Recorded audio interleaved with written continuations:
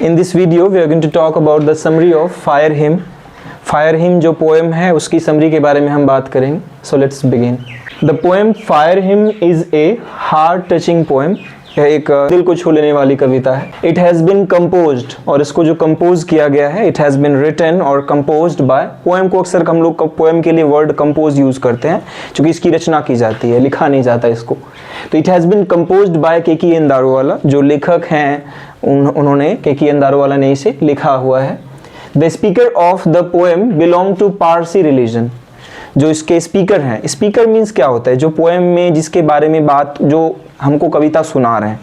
Poet अलग होता है, स्पीकर अलग होता है, बट कई बार क्या होता है पोएट और स्पीकर सेम होता है. तो यहाँ पर लग रहा है जैसे कि पोएट खुद ही स्पीकर हैं. ठीक है, तो वही यहाँ मैंने लिखा है, the speaker of the poem belong to Parsi religion. वो पारसी धर्म से बिलोंग करते थे.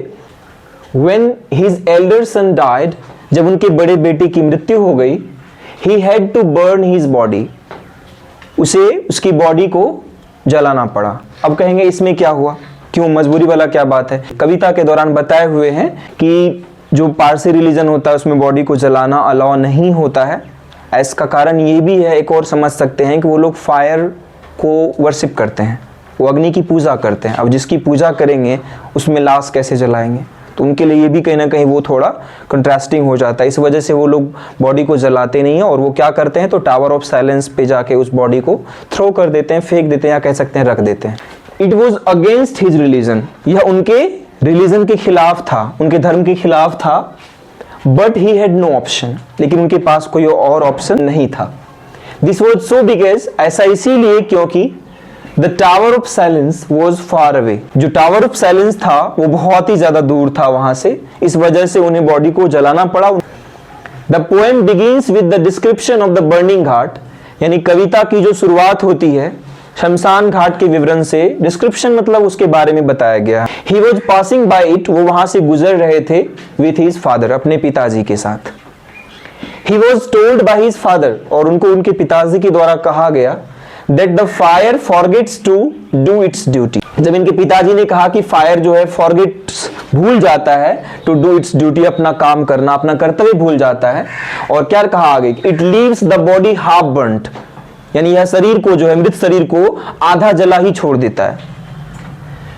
अब being a पारसी, एक पारसी होने के नाते he felt very bad, उन्हें काफी बुरा लगा. because, क्योंकि he worshipped the fire god, क्योंकि वो अग्निदेव की पूजा करते थे.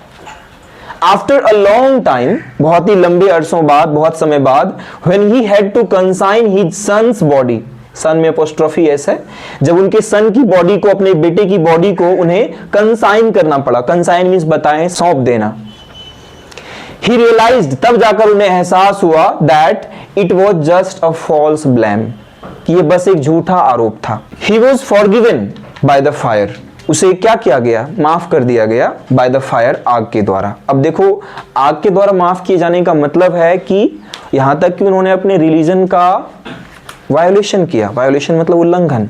जो रिलीजन उनका कहता है कि बॉडी को टावर ऑफ साइलेंस पे फेंकना था, वो नहीं करके वो बॉडी को जला रहे हैं, वो भी फायर में जला रहे हैं. उनका गॉड था तो उसको वो एक्सेप्ट ही नहीं करना था बॉडी को. The poem is written in order to praise fire. In order to मतलब के लिए, तो प्रेज मीन्स प्रशंसा करना.